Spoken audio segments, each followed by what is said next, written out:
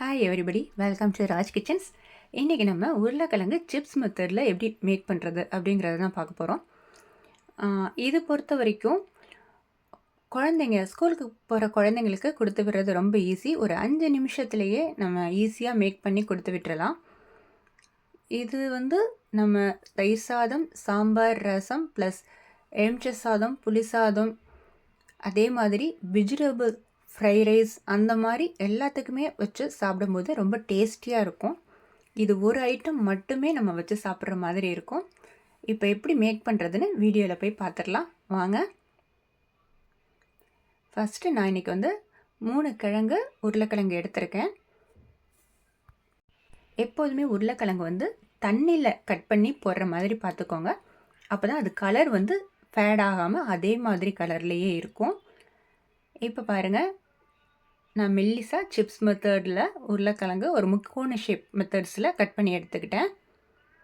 ஏன்னா மெல்லிஸாக கட் பண்ணி எடுக்கும்போது தான் நமக்கு ஈஸியாக சாரும் நல்லாவும் வெந்து வரத்துக்கு வசதியாக இருக்கும். சீக்கிரமாகவும் குக் பண்ண முடியும். அப்போ தான் அதனுடைய டேஸ்ட்டும் நல்லாயிருக்கும், நமக்கு கொடுத்து விடுறதுக்கும் வசதியாக இருக்கும். இப்போ நம்ம பேன் எடுத்துக்கிட்டோம். அதில் நான் ஒரு குழிக்கரண்டியாக இருந்தால் ஒரு குழிக்கரண்டி ரீஃபைண்ட் ஆயில் எடுத்துக்கிட்டேன். அதில் நான் 1 ஸ்பூன் அளவுக்கு கடுகு ஆட் பண்ணிக்கிட்டேன். சின்ன கடுகு தான் ஆட் பண்ணிக்கிட்டேன். அதே மாதிரி உளுந்தம்பருப்பும் 1 ஸ்பூன் அளவுக்கு ஆட் பண்ணிக்கோங்க. ஏன்னா கடுகு உளுந்தம்பருப்பு கொஞ்சம் கூடுதலாக போடும்போது கடுகும் வாசத்தோடு இருக்கும். உளுந்தம்பருப்பு நம்ம வாயில் கடிப்படும் போது அந்த நறுக்குங்கிற ஒரு தன்மையோட டேஸ்ட்டாக இருக்கும் உருளைக்கிழங்கு வறுவல். இப்போ லைட்டாக பொரிய விட்டுருங்க. பொரிய விட்டுட்டு நம்ம கட் பண்ணி வச்சுருந்த உருளைக்கிழங்கை அதோட ஆட் பண்ணிடலாம்.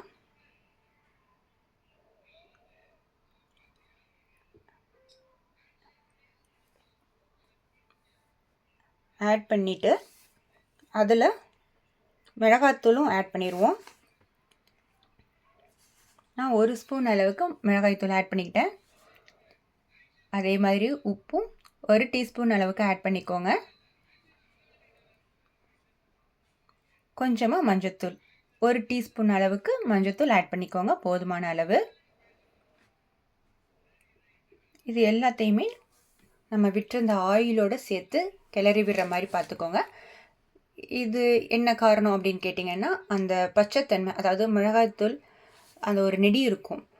நம்ம ஆயிலில் பட்டு கிளறி விடும்போது அந்த நெடித்தன்மை போயிடும். அதுக்காக ஃபஸ்ட்டு இப்படி கிளறி விட்டுட்டு அதுக்கப்புறம் நம்ம தண்ணி கொஞ்சமாக ஆட் பண்ணிக்க போகிறோம்.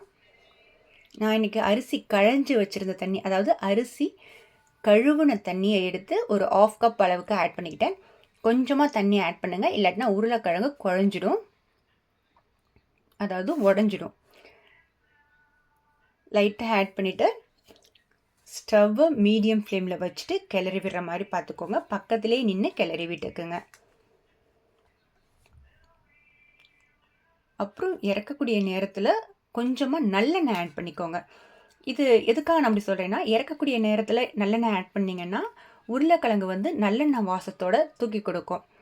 இதே இது நம்ம ஃபஸ்ட்டு நம்ம ஆட் பண்ணலாம். ஆட் பண்ணால் நம்மளோட கெப்பாசிட்டி, அதாவது நம்ம பைசாவும் யோசிக்கும் போது நமக்கு அது பெனிஃபிட்டாக இருக்காது. அதனால் ஃபஸ்ட்டு ரீஃபைண்ட் ஆயில் ஆட் பண்ணிவிட்டு இறக்கக்கூடிய நேரத்தில் கொஞ்சமாக நல்லெண்ணெய் ஆட் பண்ணிங்கன்னா உருளைக்கிழங்கு வறுவல் வாசமும் தூக்கலாக இருக்கும், டேஸ்ட்டும் நல்லாயிருக்கும்.